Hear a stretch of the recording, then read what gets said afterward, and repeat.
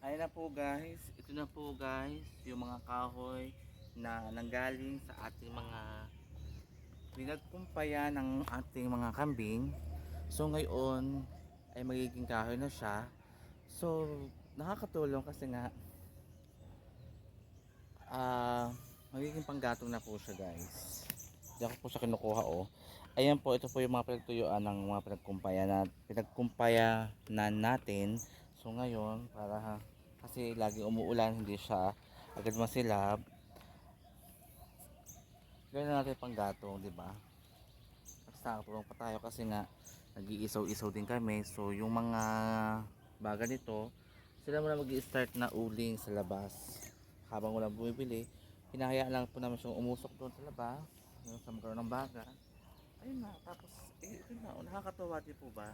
Nakakatuwa. Sana kayo mga nanonood dyan, matuwa kayo. Share nyo pong ang video na to para ma-inspire din naman po yung iba. Oo, totoong mahirap mamuhay sa bukid pero tipid. Tipid, tsaka nakaka-exercise. Mamaya pa tayo maglalabas ng camping kasi medyo basa pa yung mga damo. Kasi iniiwasan natin sila makakain ng mga basa pa kasi nga parang hindi sila magtae.